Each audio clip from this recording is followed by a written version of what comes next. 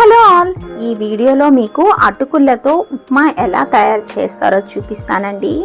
చాలా బాగుంటుంది ఈ ఉప్మా. డైట్లో ఉండే వాళ్ళు కూడా హ్యాపీగా తినచ్చు. చూసారా ఎంత పొడి పొడిలాడుతుందో ఉప్మా. చాలా బాగుంటుందండి.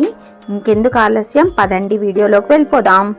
ముందుగా ఒకటి చిల్లుల గిన్నెలాగా ఇలా తీసుకోండి. అందులోకి అటుకులు వేసుకొని కింద ఒక బౌల్లో వాటర్ పోసుకొని ఈ విధంగా కానీ మీరు డిప్ చేసుకున్నారు అంటే మీకు ఈజీగా అటుకులు క్లీన్ అయిపోతాయండి. 1-2 సార్లు బాగా కడిగేసి మీరు తీసారంటే అటుకులు వరకు పైకి వచ్చేస్తాయి. ఇది చాలా ఈజీ ప్రాసెస్. ఈ విధంగా చేసుకోండి. ఇప్పుడు అటుకులన్నీ తీసేసిన తర్వాత మనం పక్కన పెట్టామంటే మనకు పొడి పొడిగా వచ్చేస్తాయండి. ఎక్కువసేపు పెట్టవలేదు, 1 మినిట్ పెడితే సరిపోతుంది. ఇప్పుడు ఒక ప్యాన్లోకి ఆయిల్ తీసుకొని, నేనైతే 2 స్పూన్సే తీసుకున్నానండి. తీసుకొని జీడిపప్పు వేయించి పక్కన పెట్టుకోవాలి. అలాగే పల్లీలు కూడా వేసుకొని వేయించుకొని పక్కన పెట్టుకోవాలి. ఇలాగా జీడిపప్పు పల్లీలు మనకు మధ్య మధ్యలో నోట్లో తగులుతుంటే చాలా బాగుంటుందండి టేస్ట్. ఖచ్చితంగా వేసుకోండి. పల్లీలు కూడా తీసి పక్కన పెట్టేసుకున్న తర్వాత పోపు దినుసులు వేసుకోండి.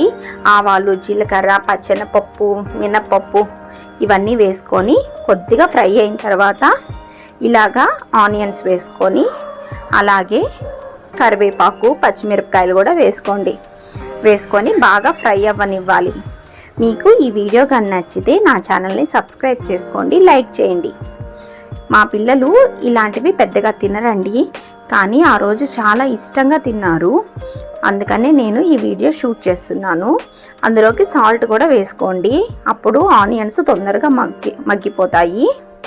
అందులో ఆనియన్స్ కూడా కొద్దిగా సాల్టీ టేస్ట్ వచ్చి చాలా బాగుంటుంది టేస్ట్. అలాగే పసుపు కూడా వేసుకొని బాగా కలుపుకోవాలి. ఇప్పుడు మనము ముందుగా కడిగి పెట్టుకున్నాం కదా, ఆ అటుకులు కూడా వేసేసుకొని బాగా కలిపేసుకోవడమే అండి. కలుపుకున్న తర్వాత నిమ్మకాయ కానీ పిండుకున్నామంటే పుల్లంగా కారం కారంగా చాలా బాగుంటుంది టేస్ట్. నేను ఒక సగం చెక్క నిమ్మకాయ పిండాను. అలాగే పప్పుల పొడి ఉంటుంది కదండి మన దగ్గర, శనగల పొడి, ఆ పొడి కూడా వేసుకొని కలుపుకుంటే ఇంకేం నంచుకోబలేదండి. టేస్ట్ సూపర్గా ఉంది. మీరందరూ ట్రై చేసి నా ఛానల్లో కామెంట్ చేయండి. ఇదండి నిమ్మకాయ పిండుతున్నాను. ఇలా పిండేసి మనం సర్వ్ చేసుకునేటప్పుడు వాటి మీద జీడిపప్పు అలాగే వేరుశెనగపప్పు వేసుకుంటే చాలా బాగుంటుంది. అందరూ ఖచ్చితంగా ట్రై చేసి నా ఛానల్ని సబ్స్క్రైబ్ చేసుకోండి, లైక్ చేయండి. ఓకే.